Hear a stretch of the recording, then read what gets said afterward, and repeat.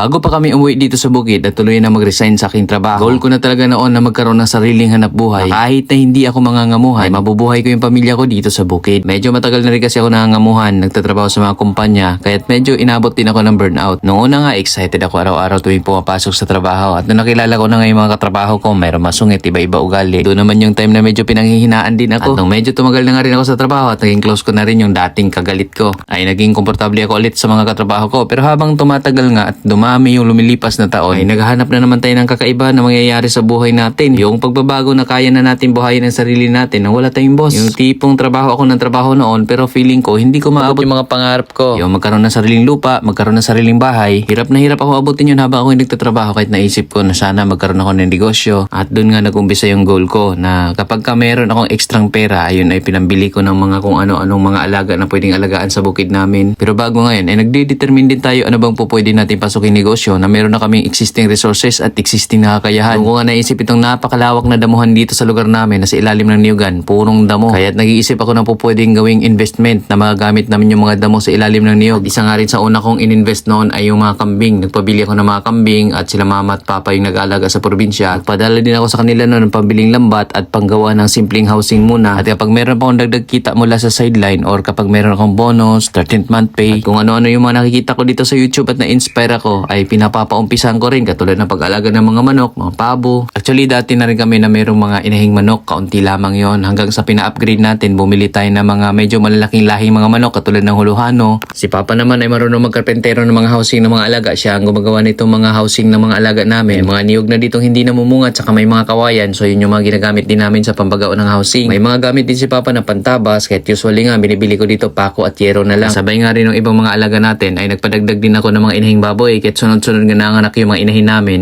nung matured na sila. Hanggang sa nag full time na nga rin kami dito sa bukid, kasabay nga rin itong paggawa din natin ng mga video. At dito nga sa mga baboy na inahin na inalaga namin, mix yung pinapakain namin. May kangkong, darak, may feeds din na halo. May tanim din kami ng mga madre de agua, saging, kamote, azola, kasaba at marami pang iba yung mga kinakain ng mga baboy. Tinatanim din namin para maging pandagdag din dun sa ipapakain namin sa mga baboy na halo ay feeds at darak. Dito naman kahit paano ay nagkaroon tayo ng source of income, lalo na dito sa baboy dahil ito'y mas mabilis ting nanganak at mas maraming anak kumpara dun sa mga kambing. Pero ang kagandahan naman sa kambing, imbis na iniipon ko sa bangko, yung pinambili ko ng kambing, habang tumatagal, lumilipas sa mga 2 taon, 3 taon, ay grabe, double, triple na rin yung balik sa akin. Kasi nga, yung kambing, every 2 years ay 3 beses siyang nanganak. Po syempre, yung inahing kambing ay may presyo yon. Ganon din yung mga anak niya. Kaya talagang mas dumadami o mas lumalaki. Kaya lang, medyo matagal kumpara dun sa baboy. Yung paggawa din ng inahing baboy ay medyo matagal din kasi kailangan mga abot pa ng 7 months, 8 months bago yan magbuntis. Kaya talagang lahat yan ay pinamatured ko muna bago kami din nag-decide na umuwi dito. Tsaka dahan-dahan din ako nagpatayo ng aming bahay. Bumili ako ng maliit na lote. Tapos nagpatayo kami ng bahay. Tapos kasabay nga nitong farming, ay tingin ko hanggat hindi naman tayo masyadong mabongga sa gastos or kapag naman marunong tayo na magtipid-tipid ay mabubuhay rin naman talaga tayo sa bukid. Hanggat wala tayong binabayaran palagi na bahay. Hindi katulad no ako employee sa Maynila, nagbabayad ako monthly dun sa bahay. Dito sa probinsya kasi madali na lang magtayo ng bahay. Tsaka medyo mura ang lupa dito mga lote kumpara dun sa syudad. Tapos kailangan lamang din, meron din tayo syempre emergency fund in case na kapag nagka-problema yung mga alaga natin, meron tayong panggastos or kapag nag-expand tayo ay meron tayong panggastos. Kahit maigi din kapag nag-resignment tayo sa trabaho or kapag nag-full time na tayo dun sa ating farming ay kailangan meron tayong naumpisahan na mga alaga, nanganak na yung mga alaga, no, mga baboy. Sa akin, nag-umpisa ako mga 5. Sa ngayon nga, inaabot kami ng mga 7 inahin. Tapos magdadagdag pa nga rin tayo. Tapos may mga kambing tayo. 20 plus nga rin yung dami ng mga kambing natin. At may mga housing nga tayo dyan ng mga kambing din. Nagpagawa tayo ng mga simpleng housing. Ganun din, si Papa lang din ang gumawa niyan. Tapos yung manok at pabo natin ay marami-rami na rin. Importante, pwede tayo makabenta din ng mga manok na pambili din natin ng patuka. Tapos may libre na tayo mga makukuhang pang-ulam, may mga itlog. Pwede rin tayo magtinola. Tapos magtanim-tanim lamang din tayo ng mga gulay sa paligid ay meron na tayong pagkain habang tayo nasa bukid. At mas marami pa nga tayong goal dito. Plano pa natin na sana darating ang panahon magkaroon tayo ng sarili nating meat shop o magkaroon tayo ng lechonan. Pwede rin tindahan ng prutas at gulay. So marami talaga tayong pwedeng pasukin din na oportunidad para yung mga produce natin ay direkta natin maibenta sa mga consumers. Hindi man yan madaling gawin pero talagang kapag may goal naman tayo, malay natin mararating din natin yon. Dahan-dahan lamang talaga. Sa ngayon, eto pa lang tayo, nag-i-improve pa lamang tayo nito mga inputs natin. At very thankful nga rin tayo kay Lord at nagkaroon tayo ng platform na makapag-share din tayo ng mga ideya at mga tips, mga paraan namin dito sa probinsya sa pamamagitan nito mga social media accounts natin na siyang nakakatulong din actually ito sa amin pagdating dito sa pag-alaga namin ng hayop. Itong bake namin, naka-pre-range lang. Yung mga inahin naman natin, meron dyan nakatali. Pero meron din ibang inahin nandun sa loob ng kulungan. Nasa loob ng bahayan nila. Tapos yung mga biik naman, nakakalabas lang. So karamihan nga dito, ang inahin nito nandun sa loob ng tigirin natin. May butas lang kaya nakakalabas-labas yung mga biik. Tapos dito naman nakalambat. Kaya hindi nakakalabas papunta dun sa mga kapitbahay yung mga biik natin. Ito yung gamit nating lambat. Oh. Yan, hog wire tsaka may net din sa loob. Para sa mga manok din. Yan. Ang lalakas na kumain ng mga biik natin. Meron lang itong malaking dalawa kasi plano ko itong dalawang to. Yan, plano ko yan, palakihin ko sila. Hayaan ko lang naka-freeze. Itong ibang biik kasi may mga ano na to, may mga buyers na. Yung iba dito bayad na rin. So ang ititira ko lang dyan, kung ilan matira, yun lang yung palalakihin ko. As for fattening. Lalakas nilang kumain. Nag-aagawan. Ilang. Diba dik? Ayan, yan yung ating mga biik dito. Ang lakas kumain, puro biyag. Pati kambing at manok natin nandyan din, nakikisalo. Yung iba naman, nandun, ibang may mga biik din doon. Kalat ang mga alaga natin dito. So dito, okay lang, napakalat-kalat sila. Kasi, yan, tuloy na nabagit natin, nakalambat to. Tapos doon sa kabilang side, may mga baboy din tayo doon naka-free range, mga kumakain doon. Tapos may mga kambing din doon, nandun yung ibang mga kambing natin, mas marami. Tumawid sila doon. Kalalakas kumain na itong mga biik natin. Ang mga inahin natin, ito naman yung inahin natin na malapit na maglandi ito kasi naawat na yung anak nito. Wala pa, hindi pa nag-uumpisa. Ina-observe natin to kasi balak ko ipa-AI ko to. Ito since ito ay Landrace Large White na inahin, papa-AI ko to ng durok. Titingnan natin kung ano yung magiging result. Doon sa loob naman, pasilip ko rin sa inyo dito sa unahan. So may mga manok at pabo naman tayo, gansa. Nandun sa loob. Ito yung mga biik na bago naman, lalaki din ang mga biik na to. Mahahaba. Ayan. Yan sila, di pa nakain masyado. Nakadidi pa yun sa nanay nila. Ito yung ibang kambing, nandyan yung mga manok natin nandyan, kalat din sila. So pagka nagpapakain, bago tayo nagpapakain, inuuna muna natin yan sila, sinasarado kasi pag nandito yan, kasama yan sa makikiagaw dito sa mga biik. Ayan. So ito yung paraan natin ng free range na pag-aalaga ng mga hayop. So itong mga baboy ang nakakatuwa nito, hindi mo na kailangang paliguan. Kasi pusa na yan sila. Actually itong mga ganitong free range, minsan nasililigo rin yun sa putikan. Kasi may mga putikan dyan katulad ng mga inahin nating nandun. Ayan. Doon sa unahan naman, may mga baboy din tayo doon na makain doon ngayon sa kabilang free range area. Ito. Puro nakalambat to. Ito yung bahay ng baboy, bahay ng kambing. Tapos yung mga free range natin, nakikisilong din yan dito. Tapos may mga kamalig pa to doon sa baba. Ayan. Ang daming kambing nandyan sa loob. Ayan ang mga kambing natin nandyan sa loob, karamihan. Tapos yung baboy, andyan naman yung mga baboy natin. Yan yung mga free range sa baboy. Ngayon dyan sila kumakain, yan yung area na kung saan sila kumakain. Tapos lumalabas din yan sila dito. Tapos meron sila ditong tubigan. Pag umuulan kasi natutubigan dyan, madalas dyan sila tumatambay. Ang dami pang damo dyan, lumilipat na ng kusa yung ibang mga baboy. Ang daming itlog, nangalaglag. Nako, sayang. Itlog naman ako, nangalaglag lang doon. Pakuha ko yan sa mga bata, pamigay ko. Sayang. So ito yung isang bahayan ng mga kambing namin. So bubuksan ko lang to para makapasok yung ibang kambing na nasa kabila. Hello. Kumusta? Buksan lang natin to para makaakit na may ibang kambing.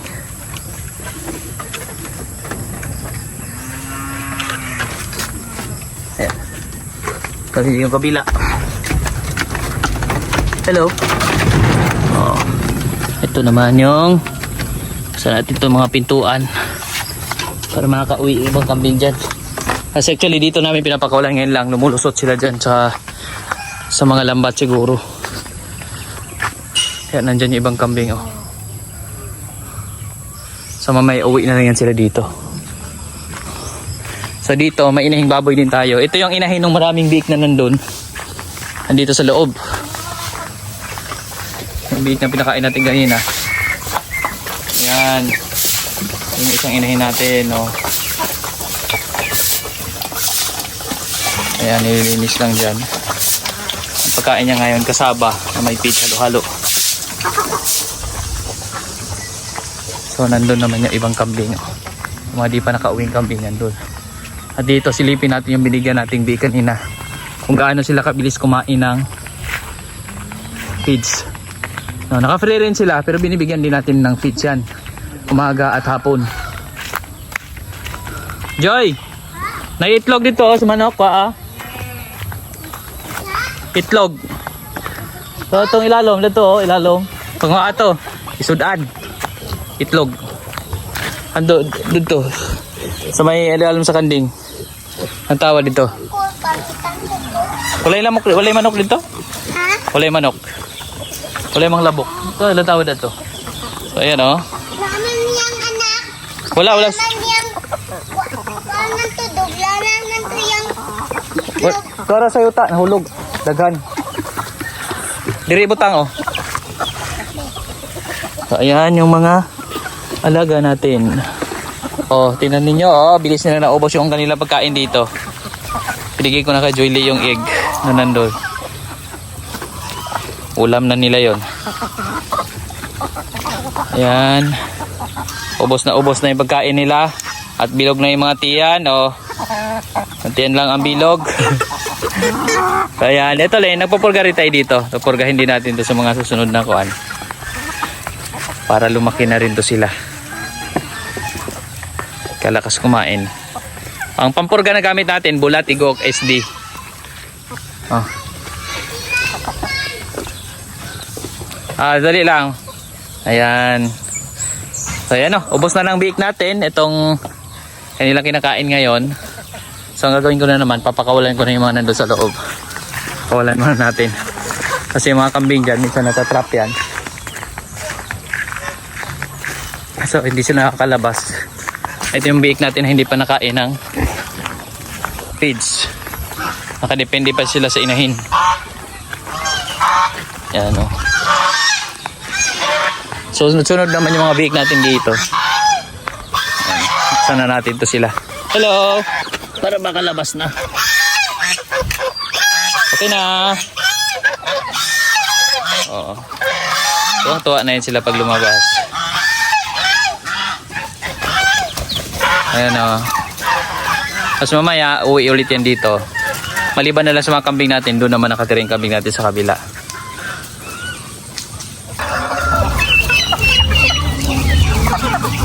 Manok pwede dito banda din. Yung din natin internet dito. Para mandali sa kanila lumabas.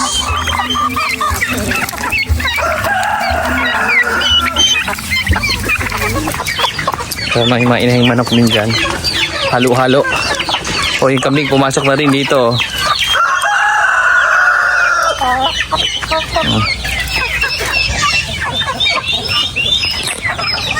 Manok at pabo natin, tuwang-tuwa sila. Mamaya naman yan, dito ko ulit pa sa loob pakainin para maipasok pa rin natin dyan sa loob. Paraan para kaya natin magparami ng manok no, kahit na less budget tayo. So yan yung ating i-share sa inyo ngayon yung paraan namin dito. Yan, may mga manok, pabo, gansa tayo dyan. Halo-halo yung alaga natin. Sa pakain, ayan, mais. So sa mais, pwede nating itanim para makatipid tayo sa patuka ng mga alaga. O, tulad yan o. Tingnan mo. Alakas nila kumain itong mais. Pure mais ito. Buong mais. Pinapakain natin sa kanila. Since mga breeder naman ito, mga malalaki naman yan. O, lahat yan sila. Gansa, manok, pabo. O, napakalakas kumain ng mais. So, yan yung isa sa paraan na makakatipid tayo. Tapos kapag naman, pwedeng palimlim. Meron tayong mga pugad dyan sa loob. Pinapalimliman natin yung mga itlog nila. Ayan, para naman ay dadami sila, no? Ganito kadami, maraming inahin, so maraming itlog to. Actually, lagi tayong nag-harvest ng itlog. No, may mga pagkakataon na pag sobrang dami na nagkakaroon na rin ng challenge. Minsan may mga nanunuka ng itlog. Yan yung isa sa challenge natin dito.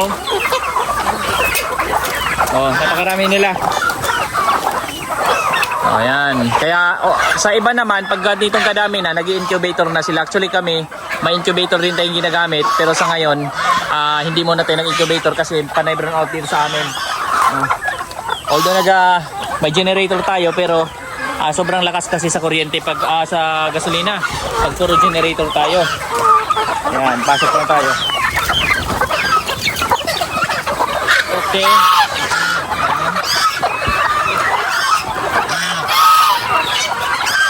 So lahat yan ng mga inaalagaan natin dito, kumakain yan ng mais. Isa rin sa paraan, no, kasi hindi rin po pwedeng purong mais yung papakain natin, tapos nakakulong lang yung mga alaga natin. So kailangan meron din silang galaan, meron silang free range area. Katulad dito, nakakalabas sila dyan, labas-masok yung mga alaga natin dito.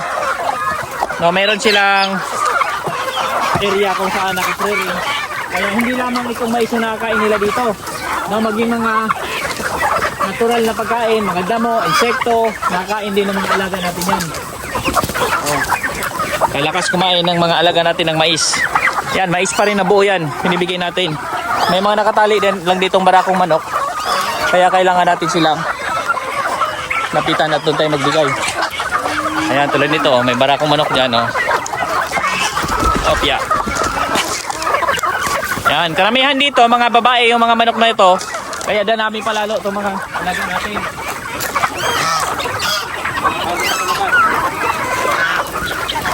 Pag nangitlog yan, grabe kalakas kumain na mais yan. Saboy-saboy lang tayo. Ayan, pag nangitlog yung mga alaga natin, lalo natin mapaparami yan. So, ayan, dito tayo. Ito na yung mga pugad naman. May mga pugad tayo dito. Tulad nito, may mga pugad dyan. May iba lang nawala ng laman. Ayan, may mga pugad tayo ng manok. Gamit natin yung sako. Yan yung ginawa nating marami tayong sako dito. Ito yung ginagamit nating feeds dito. Bimig premium, super inahin, dami biik. So para sa mga baboy yan, yung ginagamit nating feeds sa baboy. So ayan, Bimig premium, super inahin, dami biik. At maraming biik yung mga baboy natin, yung baboy. Tapos dito naman, sa mga manok natin, yan lang, mais-mais. Pwede na natin bigyan ng integra, mga feeds, o kung ano yung kaya natin. Sa atin kasi, kaya natin mais. Pwede tayong magtanim ng maraming mais, pwede tayong magtanim ng asola. Pero sa obserbasyon ko, itong mais talaga maganda. Malakas sila mangitlog. Napakalakas mangitlog ng mga halaga natin sa mais. At ang lakas nilang kumain, no? Kasi naman, grabe, walang kabusugan. Kanina pa tayo nagsaboy, pero grabe, parang wala pa rin nabubusog na manok. Grabing kalakas kumain itong mga alaga natin. Kaya malalaki. At itong mga lahi ng manok natin, hindi na ito yung mga pure native talaga maliliit. Ano na to? May mga Huluhano breed. No, halo-halo na yung mga breeds nito. Yung mga alaga natin dito. Ayan. So dito tayo.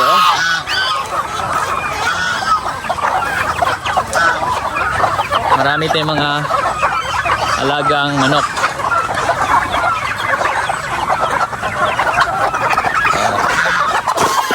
Ayan, may mga nakatali dyan. Grabe ang daming manok. Halo-halo yan, manok, gansa, abo. Dito yan lahat, walang kabusugan. Kanina pa tayo nagsasaboy ng pagkain, pero grabe, lakas kumain. Yan ba dyan, busog na busog na. Yan yung nakakatuwa din dito sa mga alaga natin sa bukid. Lalo na dumadami itong mga alaga. Actually, minsan lang ako nakapagpakain. Ngayon napansin ko na sobrang dami na pala talaga nila. At karamihan dito mga babaeng manok. Kaya lalo pa itong dadami. Yung nangingitlog yan. Manok, pabo. Ang gansa, medyo mabagal lang dumami itong gansa. Mabagal sila dumami. Unlike sa manok, grabe. Dami yan, Yan, mais pa mo. So, ayan, yan yung mga paraan. Tas, lumalabas din yan sila. Bukod dito sa area na to, pumupunta din yan sila doon sa mga sa labas. Maraming damo dyan. Ito, may pugad din tayo dito. with Bimig Premium Super Inahin Dami Big. Malabas niyan sila at kumakain sila ng mga insekto, mga damo. Oh, ayan oh, may mga prutas din diyan sa labas. So kapag namunga yan, nangalaglag yung prutas, kinakain din nila. Yung mga niyog na mga nangasira, kinakain na ng daga. Pag nalaglag yan, kinakain din nila yan. Oh, may mga baboy din tayo, baka, kambing, nandyan. Area naman. So ito open yan, yung mga ilalim ng lambat, pinubuksan yan. Para gagala sila dyan. No, dyan gumagala itong mga alaga natin. Oh, marami sila makakain dyan sa labas. Oh. Ito mga alaga natin, walang kabusugan. Pag pre-rinse kasi talaga, matakaw. Sobrang takaw sa pagkain yan. Minsan nga, laki na ng kanila lalamunan, kain pa rin yan. Ganun ka, kwanto. No, so ayan yung ating iba-iba, halo-halong mga alaga dito. Puluhano ang mga karamihan lahi nito. Tapos may ibang lahi naman. May lahing Black Astrolorp. May ganun kasi tayong barako dati. Naghalo-halo. Kasi nagpapalit tayo ng barako. Isa rin sa paraan natin para hindi mag-inbreeding. Na hindi yung sila-sila na lang naglalahian. Nagpapalit tayo ng barako. O yan, may malaki na rin pala tayong mga mga pang-out na rin, mga lalaking manok. So nagpapalit tayo ng barako para hindi magkaroon ng inbreeding. Isa rin kasi sa dahilan kaya't naging masakit din yung mga alaga nating sisiw. Mabilis nagkakasakit kasi inbreed na, sila-sila na lamang naglalahian. Parang itong pabo. Ayan, may mga pabo tayong binili dito. Ito, itong pula. Ito yung mga bago natin papalahi, pero may mga lalaki pa rin tayong pabo dyan na hindi pa natin na-i-out. No? So hinahayaan muna natin dyan. Importante meron na tayo nitong naka-reserve. Pero dapat i-out na talaga yung mga lalaking pabo, pero hindi pa natin na-i-out yan.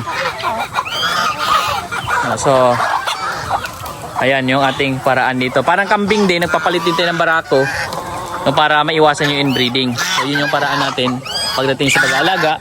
At mapaparami na sana natin itong alaga natin lalo. Kasama yung mga kambing, mga baboy, manok, pabo, gansa sa darating pang mga panahon. Ayun, may kambing pa lang napunta dito. So ayan yung ating update mula dito sa bukid. At muli po sa inyong lahat, maraming salamat po.